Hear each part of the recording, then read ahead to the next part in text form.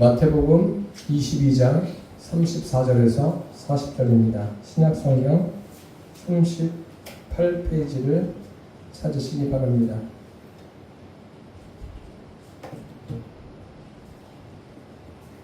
마태복음 22장 34절에서 40절입니다. 함께 봉독하시겠습니다. 예수께서 사두개인들로 대답할 수 없게 하셨다 함을 바리새인들이 듣고 모였는데 그 중에 한 율법사가 예수를 시험하여 묻되 선생님, 율법 중에서 어느 계명이 크니까? 예수께서 이르시되 내 마음을 다하고 목숨을 다하고 뜻을 다하여 주 너희 하나님을 사랑하라 하셨으니 이것이 크고 첫째 되는 계명이요 둘째도 그와 같으니 내 이웃을 내 자신같이 사랑하라 하셨으니 이 두 계명이 온 율법과 선지자의 강령이니라. 아멘. 마태복음 22장 34절에서 40절 말씀으로 어느 계명이 크니까 이러한 제목으로 함께 은혜를 나누겠습니다. 한 서기관이 예수님께 대해서 시험을 합니다. 율법사가 시험을 했다 이렇게 본문에 기록되어 있죠. 계명 중에 어느 계명이 가장 큽니까? 라고 예수님께 질문을 합니다. 예수님을 시험한 겁니다. 시험하는 것은 예수님께서 선행을 하는 것에 대해서 또 하나님 말씀을 얼마나 암송하고 있는가 그런 것을 시험하는 것이 아니라 계명 중에 어느 계명이 큽니까? 라고 묻습니다.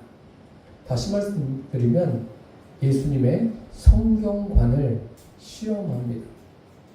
참 대단하죠? 자기가 율법사니까 율법에 대해서 해박한 지식을 가지고 있다고 생각하고 예수님을 시험하고 있습니다. 우리가 예수님의 성경관을 다시 한번 점검해 보면은 우리 신앙에 있어서 성경관이 얼마나 중요한가를 알 수 있습니다. 오늘 이 말씀을 들으면서 저와 여러분이 물론 지금까지 신앙생활을 해오셔서 잘 알고 계시지만 다시 한번 바르게 세우는 그러한 시간이 되기를 바랍니다. 첫째로 예수님은 공생애를 시작하시면서 성경관을 정립하십니다. 성경관이 얼마나 중요한가를 예수님께서 공생의 시작부터 말씀해 주십니다.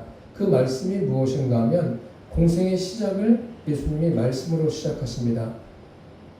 마태복음에 보면 5장에 예수님이 산에 올라가셔서 무리들에게 가르치십니다. 그 가르치시는 내용이 성경관에 대해서 그들에게 알려주시는 그 사건입니다. 그래서 우리가 알고 있는 대로 마태복음 5장에는 산상복음에 대해서, 산상수문에 대해서 말씀해 주시죠. 그런 다음에 빛과 소금이 되어야 된다. 그렇게 말씀해 주시고 그 다음에 하신 말씀이 이제 율법에 대해서 말씀하시는데 이렇게 말씀하십니다. 내가 율법이나 선지자나 폐하러 온 줄로 생각하지 말라. 폐하러 온 것이 아니라 완전케 하려 함이라. 그러시면서 율법의 1.1획도 천지가 없어지기 전에는 절대로 이루어지지 않는 것이 없다. 이렇게 말씀하십니다. 성경, 하나님의 말씀은 완전합니다. 오류가 없습니다. 성경만이 그런 거예요. 하나님의 말씀이신 성경만이 오류가 없음을 예수님이 말씀해 주십니다. 예수님의 그 공생애, 공적인 생애 약 3년 정도 되죠. 그 공적인 생애가 성경관을 사람들에게 제대로 알려주는 시간이었습니다. 그러면서 마태복음 5장 20절이 지나서 21절에 보면 이런 표현이 있습니다. 옛사람이 말한 바, 이 옛사람이 말한 바라는 것은 다른 것이 아니라 그 율법에 있는 말씀, 과거에 그 이스라엘에 예수님이 지금 말씀하시는 대상들, 그들의 조상들에 대해서 말씀하는 거예요. 그들이 가지고 있는 구약 성경, 그것을 말씀하시면서 지금 앞에 있는 청중들이 잘못된 지식을 가지고 있습니다. 구약 성경에 대해서. 그것을 예수님이 바로잡아 주시는 겁니다. 그 예수님의 공생애를 보면 복음서에 마태, 마가, 누가, 요한복음에 자세하게 기록되어 있습니다. 그런데 늘 예수님은 말씀에 대한 문제를 다루십니다. 말씀에 대한 문제를 다루신다는 것이 안식일을 지키는 것이 무엇인가, 금식하는 것이 무엇인가 등 다양하게 예수님께서 그 성경관을 그들에게 정립해 주십니다. 그러니까 예수님의 이 공생의 전체를 보면 성경을 어떻게 이해할 것이며 어떻게 적용할 것이며, 성경을 머리로만 알고 있으면 의미가 없습니다. 나의 삶의 성경대로 삶을 사라지는 그런 것이 있어야 돼요. 말을 하든 생각을 하든 행동을 하든. 예수님은 그 행동으로 친히 다 보여주셨어요. 다 보여주시고 예수님의 그 공생애 자체가 성경을 설명해 주신 거예요. 그래서 성경을 읽으시면서 읽고 또 읽어보십시오. 그러면 예수님이 우리에게 이렇게 하셨구나, 이렇게 성경을 정립해 주셨구나 라는 것을 알게 됩니다. 예수님의 그 십자가 사건도 마찬가지예요. 예수님께서 십자가에 달리시는 것, 못 박혀 죽으셔야 되는 이유가 무엇일까요? 예수님은 왜 십자가에 못 박혀 죽으셨습니까? 성경의 오류를 범하지 않기 위해서 죽으셔야 했습니다. 그래서 성경대로 죽으시고 성경대로 장사된 지 사흘 만에 살아나시고, 이러한 말씀이 기록되어 있습니다. 성경을 이루시기 위해서 예수님이 죽으신 거예요. 그러니까 예수님의 그 모든 삶을 보면은 성경을, 하나님의 말씀을 이루시는 겁니다. 사실 성경관 때문에 모든 신앙에 문제가 생기지 않습니까? 우리가 흔히 말하는 이단들, 지금 이 사회에서도 이단들이 얼마나 참 여러 가지로 사회에 해를 주고 또 많은 사람을 불편하게 하고 있습니까? 이단들이 생기는 것도 무엇의 문제입니까? 다른 거 없어요. 성경관의 문제입니다. 성경관하니까 그게 무엇인가 이렇게 생각하시는데, 성경관은 다른 게 아니라 성경을 어떻게 볼 것인가, 어떻게 보고 그 성경을 내가 어떻게 받아들이고 성경을 내 삶에 어떻게 적용해 나갈 것인가, 그런 모든 것들이 다 포함되어 있는 겁니다. 이렇게 이단들 그 성경관을 잘못 보고 다양하게 보는 것은 문제가 되는 거죠. 그것은 뭐 오늘날의 문제가 아닙니다. 과거에도 그랬습니다. 유대인들을 보십시오. 유대인들도 뭐 바리새인들이 있고 사두개인들이 있지 않습니까? 다 성경을 알고 있는 사람들이에요. 나름대로의 성경관을 가지고 있는 사람들입니다. 우리가 사도행전에서 살펴보았지만 그 사두개인들은 어떻습니까?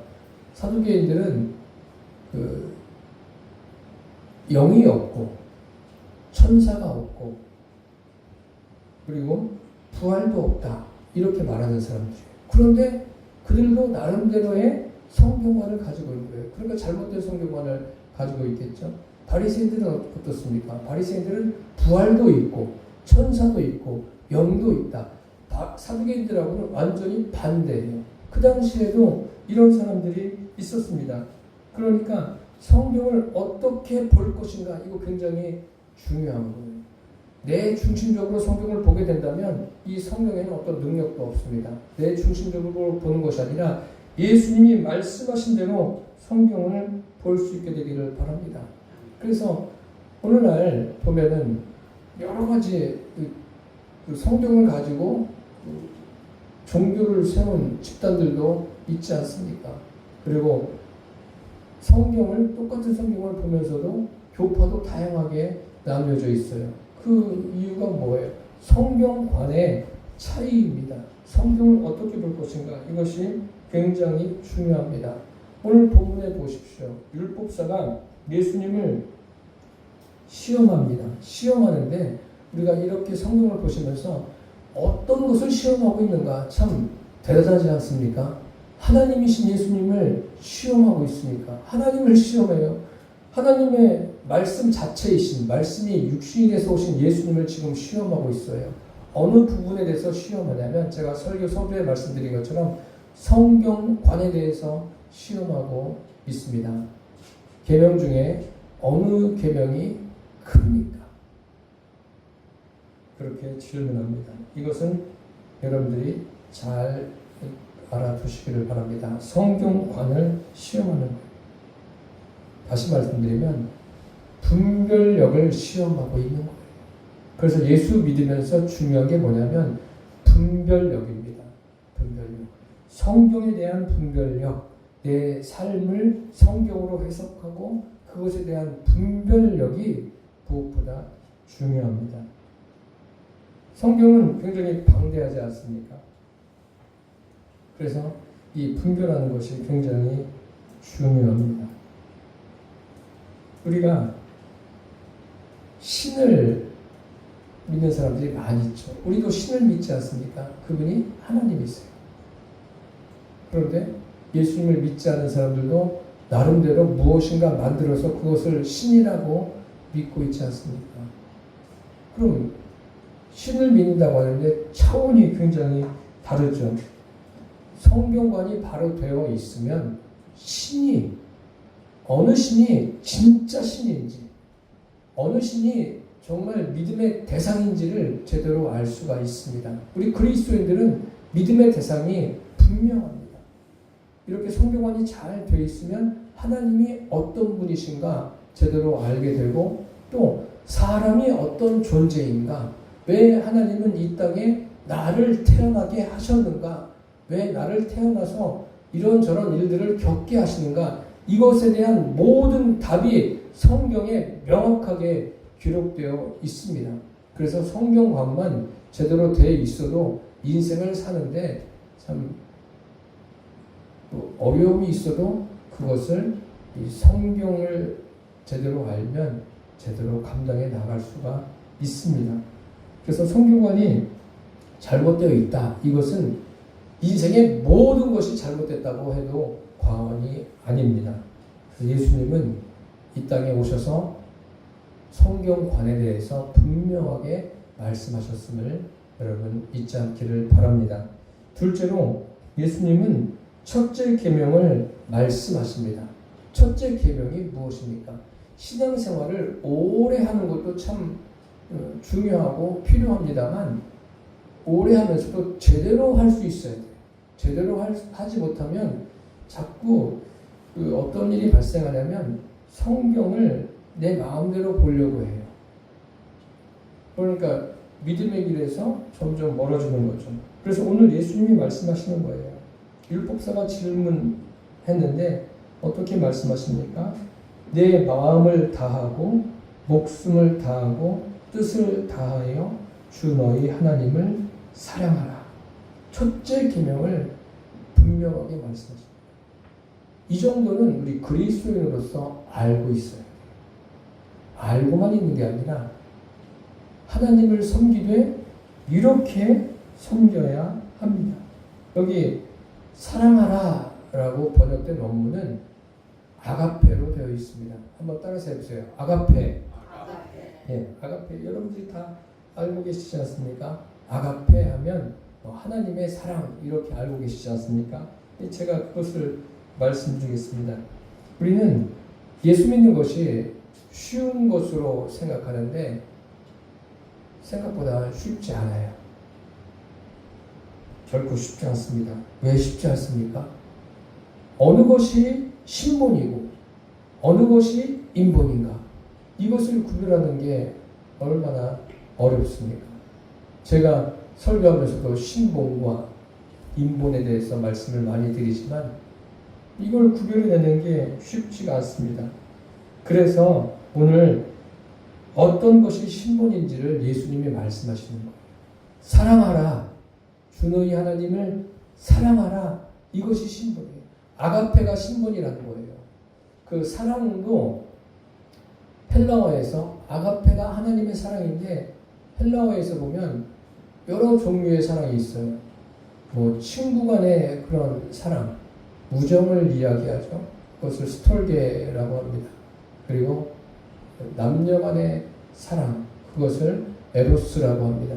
그리고 일반적인 그 사랑을 말할 때는 필레오 이렇게 이야기합니다. 그런데 우리 그리스도인이 가져야 되는 사랑은 한글로는 사랑 다 똑같아요. 뭐 부모를 사랑하는 사랑, 그것도 사랑이고 남녀 간의 사랑도 사랑이고 하나님을 사랑하는 것도 사랑이에요. 그런데 헬라어에는 분명한 그런 차이를 말하고 있습니다. 이 사랑, 아가페가 분명하게 내 안에 있어야 돼요. 아가페로 되어지는 것이 신본적인 사랑인 거예요. 그 아가페로 하나님을 사랑하라는 거예요. 그러면 어떻게 사랑하라고 말하고 있습니까? 너희 하나님이라고 여기 본문에 말씀하고 있죠. 예수님께서 너희 하나님, 그냥 하나님이 아니에요. 너희 하나님이에요. 하나님은 창조주 하나님이시고 심판주 하나님이시고 전능하신 하나님이십니다. 그런데 그 하나님이 아니라 너희 하나님이라고 지금 말하고 있어요. 출애굽기에 보면은 출애굽기 3장에 보면 어떤 내용이 있냐면 모세가 떨기나무 불꽃 가운데서 임하신 나무는 나무에 불이 확 붙었어요. 불이 붙으면 뭐 불탄 냄새도 나고 불이 막 불타가지고 그냥 나무가 전소되는 뭐 그런 게 있어야 되지 않습니까? 그런데 그게 아니에요. 모세가 봤는데 나무는 타고 있어요. 불은 나고 있는데 불나지가 않은 거예요. 그 신기하니까 가까이 가서 보지 않습니까? 거기에서 하나님을 만납니다. 그때 모세가 하나님께 여쭤보죠. 저에게 이스라엘 사람을 애굽에서 인도해 내라고 하시는데 그러면 제가 그들에게 이스라엘 사람들에게 가서 하나님의 이름이 누구냐고 물으면 무엇이라고 말해야 되겠습니까? 라고 질문을 합니다. 참 모세가 그래도 제정신으로 질문을 잘 한 것 같아요.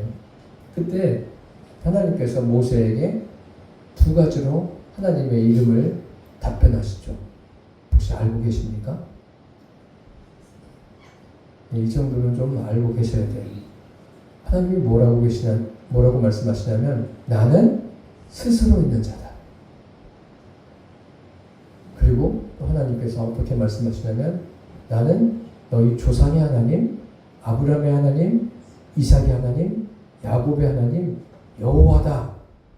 이렇게 모세에게 말씀해 주십니다. 그러니까 두 속성을 말씀하신 거예요. 스스로 있는 자, 또 조상의 하나님, 여호와. 이렇게 말씀하십니다. 여기 스스로 있는 자라는 것은 창조주 하나님, 심판주 하나님, 전능하신 하나님, 엘로힘을 말씀하신 거예요. 그러니까 하나님은 객관적으로 존재하시는 분이다. 그렇게 모세에게 말씀하십니다. 그것으로 끝나지 않고 여호와 하나님이다 라고 말씀하십니다. 그게 무슨 의미냐면 오늘 본문에 예수님께서 첫째는 마음을 다하고 목숨을 다하고 뜻을 다하여 주 너희 하나님을 사랑하라 이렇게 말씀하셨어요. 주 너희 하나님을 사랑하라. 주 너희 하나님, 그게 뭐냐면 모세에게 답변하신 두 번째 답변이에요. 여호와 하나님이다. 그런 의미입니다.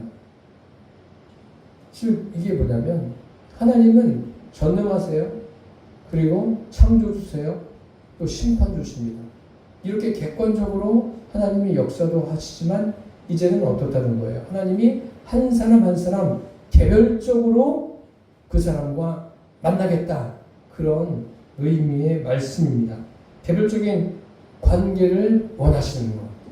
그것이 바로 주 너희 하나님. 이해가 되십니까? 무슨 말씀인지? 오늘 본문에 주 너희 하나님이 있어요, 없어요? 있죠. 그 의미가 뭐냐면 나는 주 너희 하나님이라는 것은 너와 개별적으로 개인적으로 만나겠다. 그 의미를 말씀하고 있는 거예요. 그래서 이 아가페를 이해하시려면 너희 하나님, 주 너희 하나님 이 말씀을 제대로 알고 계셔야 합니다. 그러니까 하나님은 뭐예요? 너와 인격적으로 만나겠다. 그리고 내가 너의 주인이 되겠다. 그 의미예요. 그래서 주 너희 하나님이라는 것은 내가 너와 인격적으로 하나가 되고 너의 주인이다. 그런 의미입니다. 내가 주인이 아니라 하나님이 주인이다. 그런 거예요. 그래서 바울이 그 사도행전에 보면 간수장에게 옥에 갇혔을 때 이제 거기에서 간수장에게 뭐라고 이야기하죠? 주 예수를 믿으라. 그리하면 너와 내 집이 구원을 얻으리라. 무엇을 믿으라고요? 주 예수를 믿으라. 예수를 주인으로 믿으라는 거예요. 예수님이 너의 뭐라고요? 주인이다. 예수님은 모든 그리스도인들의 뭐가 됩니까? 주가 되십니다. 주인이 되십니다. 그러니까 각 사람의 설교하는 저뿐만 아니라 설교를 듣는 여러분들의 뭐예요? 주인이 누구십니까? 예수님이십니다. 성령 하나님이 내 안에 계신 성령 하나님이 주인이라는 그런 말씀이에요. 그 누가복음 17장에 보시면은 예수님께서 실족에 대해서 말씀하시니까 제자들이 뭐라고 이야기하냐면 우리에게 믿음을 더하소서. 그때 예수님께서 의심의 반대인 믿음을 말씀하셔요. 어떻게 말씀하시냐면 내 믿음이 겨자씨만 해도 이 산을 들어 바다에 옮기라고 한다면 옮길 수 있을 것이다. 이렇게 말씀하십니다. 이 믿음은 의심의 반대예요. 그 다음에 또 무엇을 말씀하시냐면 그 주인과 종에 대해서 말씀하십니다. 이것은 뭐 주인과 종에 대해서 말씀하시는 것은 믿음과는 상관이 없어 보입니다. 주인이 종이 일하고 들어왔어요. 일하고 들어왔는데 내가 먹을 것을 내가 차려 먹고 너는 먼저 뭐 하라는 거예요? 내가 먹을 것을 준비해 와라. 이렇게 주인이 말합니다. 이것이 바로 믿음을 더하는 것입니다. 지금 본문이 말씀하는 주 너희 하나님, 이거는 뭐예요? 주님께서 너와 개별적인 관계를 맺겠다. 인격적인 관계를 맺겠다.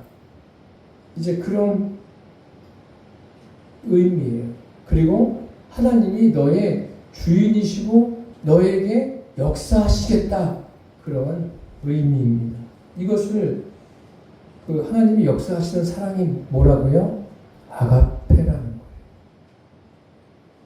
이 아가페에 대한 개념을 우리가 생각하려면 이 사랑이 인간적인 감정이 아닙니다. 인간적인 기분에 바탕을 둔 게 아니에요. 사람들이 대부분 하는 사랑은 뭐죠? 인간적인 사랑이에요. 인간적인 정에 이끌려서 부부간에 사랑하고, 인간적인 정 때문에 부모가 자녀를 사랑하고, 인간적인 정 때문에 자녀들이 부모를 사랑하고, 사람의 사랑은 여기가 끝이에요. 여기까지예요. 그런데 아가페는 그게 아니에요. 아가페는 하나님으로부터 내려오는 사랑이에요. 하나님으로부터 나아가는 사랑이에요. 이 사랑이 진짜 사랑입니다. 이게 뭐냐면 하나님 주도적인 거예요. 그리고 하나님의 역사로 말미암아 되어지는 사랑이 뭐라고요? 아가페. 영적인 것이죠. 이성적인 것이고 의지적인 것이요. 이게 하나님의 사랑이에요. 그렇게 하려면, 그럼 이렇게 아가페를 하려면 어떻게 하라고요? 내 마음을 다하라는 거예요. 마음을 다하라. 이 마음을 다하라는 것은 내 마음속에 다른 마음이 조금이라도 1%라도 섞여 있으면 안 돼요. 100% 뭐예요? 주님께로 향하는 거예요. 예배 드리는 게 뭐예요? 내 마음을 100% 주님께 다 드리는 거예요. 그러니까 예배 드릴 때 딴 생각하면 안 되는 거예요. 예배 드릴 때 무엇만 생각해요? 내 안에 계신 성령님만 생각하는 거예요. 성령님으로 인해서 말씀이 깨달아지기를 기대하면서 말씀을 듣는 거예요. 그게 마음을 다하는 겁니다. 그럼 성경에서 마음을 다하는 예를 한번 말씀드리겠습니다. 그 예가 요한복음에 보시면 마리아가 향유 5컵을 예수님 앞에 다 드리지 않습니까? 자기의 귀한 재산이에요. 이게 오늘날로 환산하면 한 1,000,000원에서 2,000,000원 정도 됩니다. 그것을 다 쏟아버리는 거예요. 예수님께. 여러분은 그렇게 하실 수 있겠습니까? 참 대단한 거 아닙니까? 그러니까 허비하는 거예요. 다 쏟아 부으니까요. 주님께 쏟아 부는 거예요. 병에 있는 것을 다 쏟아 부으니까 허비하는 거죠. 그러니까 제자들도 뭐라고 그래요? 왜 그것을 허비하냐? 차라리 팔아서 가난한 자들에게 주면 얼마나 좋지 않느냐? 이 굉장히 도덕적이고 윤리적입니다. 제자들의 말은. 그렇죠. 가난한 자들을 돕는 거 얼마나 귀합니까? 그런데 예수님은 누구의 손을 들어줍니까? 예수님은 이 마리아의 손을 들어주십니다. 이게 신분이에요. 이것이 신분이에요. 자기의 모든 것을 다 붓지 않습니까? 이 옷값을 깨트린 이 여인. 이것이 뭐예요? 마음을 다해서 주 너희 하나님을 사랑하는 행동이에요. 그 다음에 뭐라고 말씀하고 있습니까? 예수님이 목숨을 다하라. 목숨을 다하실 수 있습니까? 목숨에 그 헬라어를 보니까 푸시케로 되어 있어요. 이 푸시케는 뭐냐면 영혼이에요. 영혼이란 뜻인데 이 번역하는 사람이 목숨으로 번역해 놓았어요. 왜 그랬는지는 잘 모르겠지만 아마도 영의 실체성에 대해서 제대로 알지 못해서 이렇게 번역해 놓은 것 같습니다. 그렇다고 목숨으로 번역해 놓았다고 해서 성경의 의미가 다 달라지느냐? 그렇지 않습니다. 이것을 영혼으로 해석하면 어떠냐면, 영혼으로 본다면 우리는 행할 것이 아무것도 없어요. 영혼을 다하라. 뭘 할 수 있겠어요, 우리가? 무엇으로 되는 거예요? 나를 부인하고 내 안에 계신 성령으로 되어지는 수밖에 없는 거예요. 그런데 오늘 이것을 번역해 놓은 사람이 목숨이라고 해놨어요. 목숨이라고 해도 돼요. 목숨은 뭐예요? 목숨은 외적으로 보여지는 모든 것들이에요. 여기는 내 실제적인 목숨도 포함해서 물질적인 것, 인간의 여러 가지 할 수 있는 모든 것들이 여기에 다 포함되어 있습니다. 그러니까 마음과는 어때요? 마음과는 반대죠. 마음은 내면적인 거고 목숨은 뭐예요? 외적인 거예요.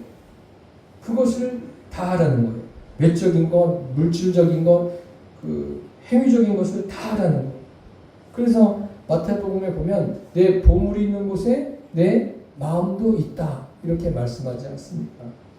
하나님의 재물을 겸하여 숨길 수 없다. 이렇게 되어 있습니다. 목숨을 다하라.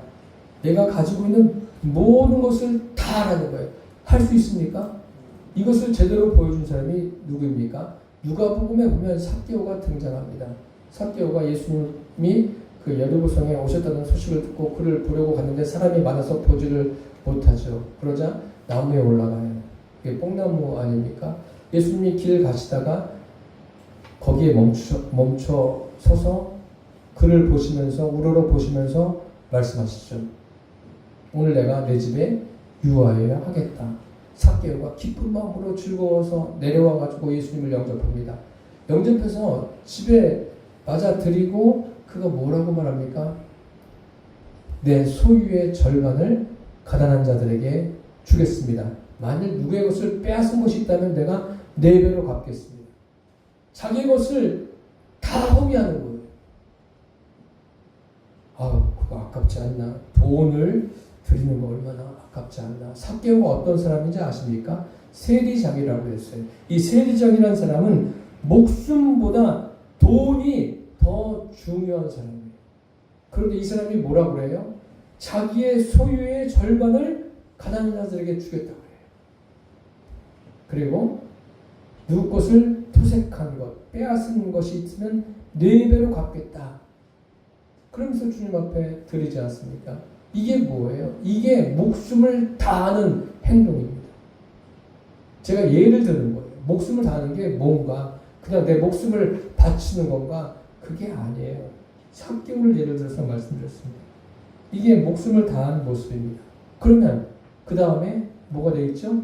뜻을 다하라고 되어 있어요. 뜻을 다하는 것은 무엇입니까? 이것은 언어를 제대로 알고 있어야 돼요. 언어에 보면 이게 뭐냐면 이해라는 거예요. understanding. 이게 참 지금 율법사가 질문하고 있어요. 이 질문에 가장 적합한 말씀이에요. 뭐냐면 하나님에 대해서 내가 최선을 다해서 이해하라는 거예요. 이해하고 내가 정립하라는 거예요. 하나님에 대해서 사실 이해가 없으면 안 되죠. 이해할 수 있어요. 우리는. 무엇으로요? 성령님께서 깨닫게 하십니다. 그래서 성경을 읽으셔야 돼요. 이렇게 제가 설교하는 설교도 듣지만 여러분 집에 가서 성경을 꼭 읽으세요. 읽으실 때 아유 목사님 읽어도 잊어버리고 잘 모르겠어요. 당연하죠. 성경을 한 번, 두 번, 10번 정도는 읽어보세요. 읽으실 때 성령님 이 하나님의 말씀을 깨닫게 해주십시오. 그럼 누가 깨닫게 하시는 거예요? 성령 하나님이 깨닫게 하시는 거예요. 지금 설교를 제가 이렇게 해도 깨닫게 하시는 분은 제가 아니라 성령 하나님이 있어요. 그 성령님께 기대하면서 이 말씀을 들으시기를 바랍니다. 내가 최선을 다해서 이해하라는 것은 뭐예요? 바울이 그런 거 아닙니까? 바울이 예수 그리스도를 아는 지식이 가장 고상하다고 빌립보서에 말씀하고 있어요. 그러면서 자기가 가지고 있는 모든 것을 뭐라고 해요? 배설물로 여긴다. 바울이 가지고 있는 게 얼마나 고귀한 게 많아요. 그거 다 배설물로 여긴다고 했어요. 그게 뭐예요? 그게 뜻을 다하는 거예요. 이해가 되십니까? 무슨 말씀인지. 이 뜻을 다하는 것에 대해서 한 가지 더 말씀드리면 마태복음에 보면 백부장이 나오지 않습니까? 자기 하인이 중풍병 들어가지고 예수님께 와서 포소해요. 예수님께서 가겠다고 하시잖아요. 그런데 예수님이 오시는 것을 나는 감히 감당하지 못하겠다. 다만 뭐라고 해요? 말씀으로만 하옵소서. 내 수하에도 하인들이 있어서 이것을 하라, 저것을 하라 하면 한다고 말하지 않습니까? 명령하면 되는 거예요. 이 백부장은요, 이방인임에도 불구하고 영의 실체성에 대해서 명확하게 알고 있는 거예요. 예수님의 말씀이 실제로 이루어짐을 알고 있는 거예요. 예수님이 하나님심을 분명하게 알고 있는 거예요. 우리도 하나님에 대한 그 뜻을 다할 때 하나님에 대해서 제대로 알고 주님을 섬기게 되기를 바랍니다.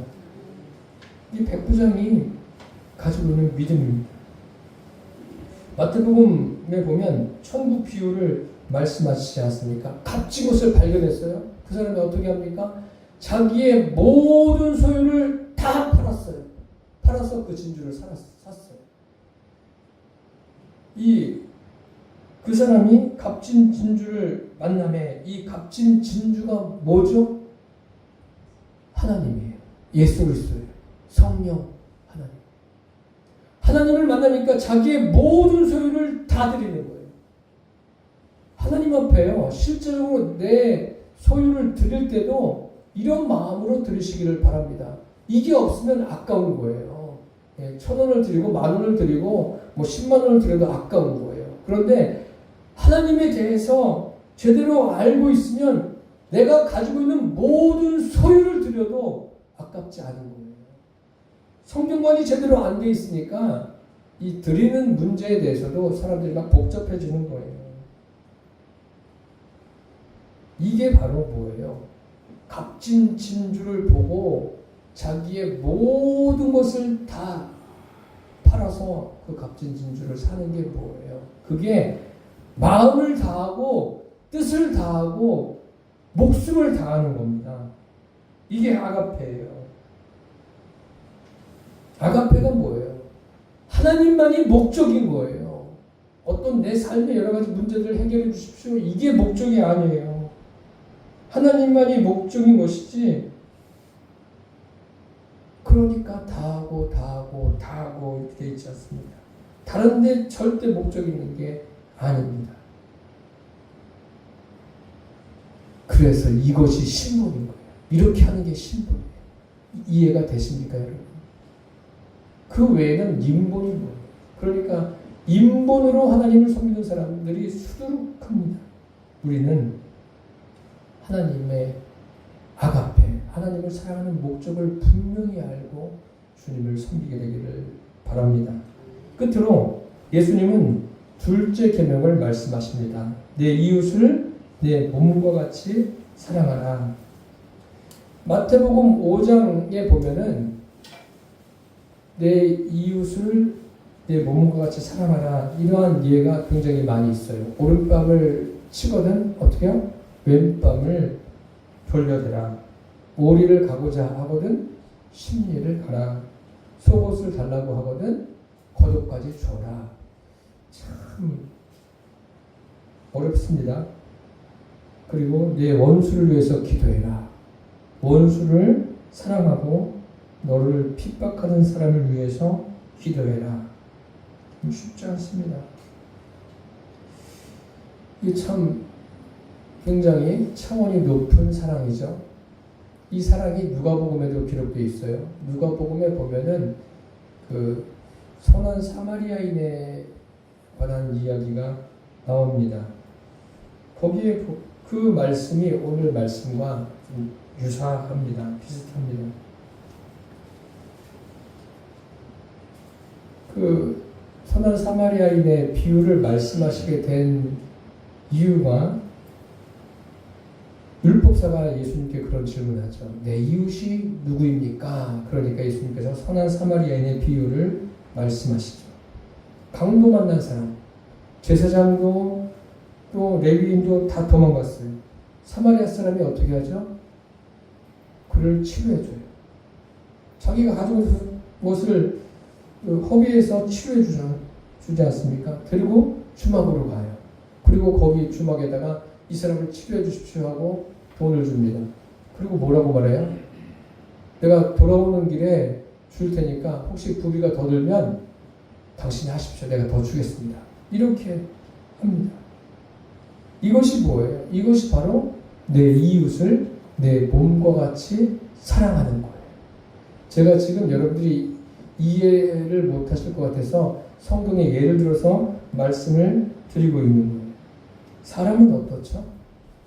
사람은, 육신을 입고 있는 사람은요 굉장히 이기적이에요. 자기중심적이에요. 그러니까 사람들이 예수 믿고 예수님 앞에 헌신하기까지가 참 오래 걸리는 겁니다. 그러면 내 이웃 중에 가장 가까운 이웃이 누구죠? 가정을 이룬 사람들은 아내는 남편이 가장 가까운 이웃이고 남편은 아내가 가장 가까운 이웃이에요. 그러면 사랑할 수 있습니까? 내 몸과 같이 사랑할 수 있습니까? 최선을 다해서 사랑할 수는 있는데 내 몸과 같이 사랑할 수는 없어요. 참 어려운 일입니다. 오늘 여기 보면 내 이웃을 내 몸과 같이 사랑하라. 이 사랑하라가 뭐예요? 아가페예요. 이것도 아가페. 인간적인, 인본적인 것으로 사랑하는 게 아니라 하나님의 사랑으로 이웃까지도 사랑하는 거예요. 인간적인 사랑으로 사랑하니까 자꾸 다툼만 있는 거예요. 부모가 자녀를 사랑해도 인본적으로 사랑하니까 자꾸 문제가 생기는 거예요. 사랑은 하나님의 사랑으로 사랑을 해야 돼요. 내 의지와 감정으로, 내 능력으로 하는 게 아니라 아가페로 사랑을 해야 돼요. 하나님의 사랑으로. 오늘 말씀에 가만히 보십시오. 22장 39절을 같이 읽어보겠습니다. 둘째도 그와 같으니 내 이웃을 내 자신같이 사랑하라 하셨으니, 둘째도 뭐라고요? 그와 같으니. 이 그와 같으니가 뭐예요? 첫째랑 똑같다는 거예요. 첫째가 뭐예요? 하나님을 사랑하는, 주 너희 하나님을 사랑하는데 마음을 다하고 목숨을 다하고 뜻을 다하고 다 하라는 거예요. 다 하면 남는 게 있습니까? 다 하면 남는 게 있어요, 없어요? 모르겠어요? 다 다 하는데 뭐가 있어요? 뭐가 남아요? 아무것도, 남는 게 아무것도 없는 거예요. 남는 것이 있으면 뭐예요? 다 한 게 아닌 거예요. 나는 정말 주님을 사랑하는데 다 하고 있는가? 나를 다 완전히 연소시키라는 거예요. 나를 다 불태우라는 거예요. 주님을 위해서. 이게 하나님을 사랑하는 거예요. 그냥 좀 남겨놓고 하는 게 아니에요. 다 하는 거예요. 이것이 중요해요. 이 다 하는 게 예를 들면 뭐냐면 이 선한 사마리아 사람의 그 이해가 마친 다음에 그 다음에 연결되어지는 말씀이 뭔지 아십니까? 마리아와 마르다의 이야기를 합니다. 마르다는 어떻게 해요? 마르다는 인본의 정점을 찍은 사람이에요. 예수님을 공개하려고 대접하려고 예수님이 오셨을 때부터 그 전부터 시작해가지고 얼마나 열심히 준비를 합니다. 마리아가 미울 정도로 굉장히 최선을 다해서 음식을 준비해요. 최선을 다하는 거예요. 이게 뭐냐면 이 마르다가 인본의 최고봉입니다. 그런데 예수님은 누구의 손을 들어줘요? 그렇게 열심히 수고한 마르다야 잘했다 이게 아니에요. 누가 잘했다고 해요? 마리아가 잘했다고 해요. 예수님의 말씀에 집중하고 들은 마리아의 손을 들어줍니다. 이 의미를 생각해 보십시오. 이것이 뭐예요? 이것이 내 이웃을 사랑하고 있는 거예요. 그 마태복음에 보면 5장에 보면 그 오른밤을 친 자에게 왼밤을 돌려대라 이 말씀을 쭉 하신 다음에 예수님이 뭐라고 말씀하시냐면 하늘에 계신 너희 아버지의 온전하신 것 같이 너희도 온전하라. 우리가 어떻게 온전합니까? 내 의지와 노력으로 온전할 수 있습니까? 내 의지와 노력으로 사랑할 수 있습니까? 제발 절대 그렇게 하지 마세요. 인본적인 것을 이제 내버리고 무엇을 해요? 하나님의 사랑, 하나님을 아가페하는 것으로 이웃을 아가페하시기를 바랍니다. 그렇게 된다면 그게 자연스럽게 갈 수가 있어요. 지금 오늘 예수님이 말씀하신 것이 딱 두 가지라고 생각하시는데 가만히 보십시오. 더 깊은 뜻은 뭐예요? 한 가지. 하나님만 아가페하면 돼요. 하나님을 아가페하면 그것으로 이웃을 자연적으로 아가페가 될까요? 안 될까요? 됩니다. 왜 못하느냐? 그것은 못하는 이유는 딱 한 가지.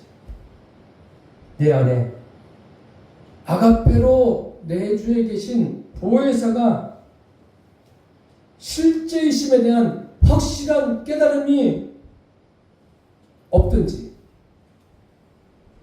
믿음이 없든지 그래서 못하는 거예요. 우리는 그런 사람이 아니라 확실한 깨달음과 믿음을 가지고 하나님을 사랑하고 이웃을 사랑하는 이것이 한 가지임을 알고 사랑하며 살아가는 그래서 많은 영혼들을 주님께로 이끌 수 있는 믿음의 사람 되시기를 예수님의 이름으로 축원합니다. 기도하겠습니다. 살아계신 주님, 예수님이 율법사의 질문에 성경관을 분명하게 말씀해 주시고 어떠한 믿음을 가지고 살아야 되는 것도 말씀해 주셨습니다. 하나님을 아가페하는 것, 이것이 이 한 가지가 가장 중요함을 우리에게 알려주셨습니다. 주님, 우리도 하나님의 아가페로 하나님을 아가페하고 이웃을 아가페하며 살아가게 하여 주옵소서. 예수님의 이름으로 기도드립니다. 아멘.